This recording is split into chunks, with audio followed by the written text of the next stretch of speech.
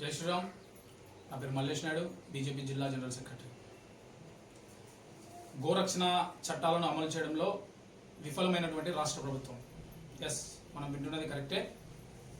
గోరక్షణ చట్టాలు care of maintenance act 2017 ప్రకారం కేంద్ర ప్రభుత్వం తీసుకుని వచ్చినటువంటి గోరక్షణ చట్టాలను తూట్లు పడుస్తున్నటువంటి రాష్ట్ర ప్రభుత్వం. ఈ విషయం నేను ఎందుకు చెప్తా ఉన్నానంటే, గూడూరులో స్థానికంగా ఇక్కడ ఒక చోట ఆవులు ఉన్నాయని చెప్పని ఎస్ఐ గారికి ఇన్ఫర్మేషన్ ఇస్తే, ఆయన ఇన్ఫర్మేషన్ ఇచ్చిన అరగంట తర్వాత అక్కడికి పోయి ఇక్కడ ఆవులు ఏం లేవు అని అంటాడు.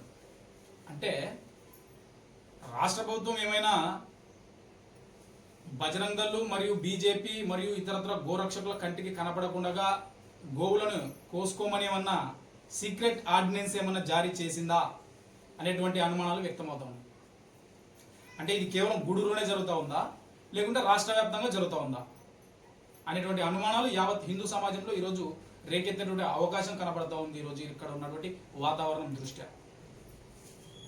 ఎందుకంటే డిప్యూటీ సీఎం పవన్ కళ్యాణ్ లాంటి వారు ఎక్స్ సోషల్ మీడియా మాధ్యమం ద్వారా, ఇతరత్ర పేపర్ల ద్వారా, సోషల్ మీడియాల ద్వారా గోరక్షణ చట్టాలను కఠినంగా అమలు చేయాలా, గ్రౌండ్ లెవెల్లో అధికారులు కట్టుదిట్టమైనటువంటి భద్రతలు నిర్వహించాలా అని చెప్పడం సోషల్ మీడియాకే పరిమితమా, లేదంటే కేంద్ర ప్రభుత్వం తీసుకొచ్చినటువంటి చట్టాలను కేవలం పేపర్కి మాత్రమే పరిమితం చేస్తూ ఉంది రాష్ట్ర ప్రభుత్వం ఈరోజు అని చెప్పని సమాధానం చెప్పాల్సినటువంటి అవసరం ఈరోజు రాష్ట్ర ప్రభుత్వం పైన ఉంది. ఎందుకంటే చాలా క్లియర్ కట్గా ఇక్కడ మనం చూస్తూ ఉన్నాం.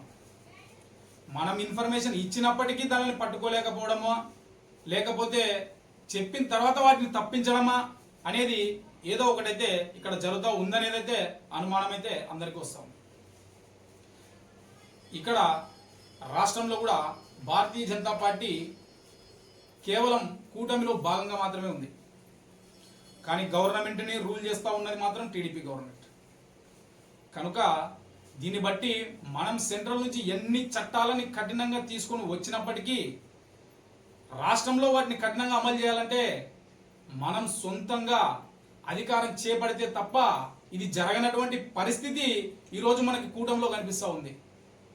కనుక యావత్ హిందూ సమాజం నిద్ర లేచి రేపు రాబోయేటువంటి స్థానిక ఎలక్షన్లలో సంక్షేమ పథకాలను మాత్రమే అమలు చేసేటువంటి ప్రభుత్వం కాకుండా సంక్షేమ పథకాలతో పాటు మన హిందూ ధర్మాన్ని, మన సనాతన ధర్మాన్ని, మన సంస్కృతిని కాపాడేటువంటి నాయకుడు ఎవరో తెలుసుకొని అలాంటి వాళ్ళకు ఓట్లేసి ఇలాంటి ప్రభుత్వాలకు బుద్ధి చెప్పాలని చెప్పని నేను సవినయంగా కోరుకుంటా ఉన్నాను.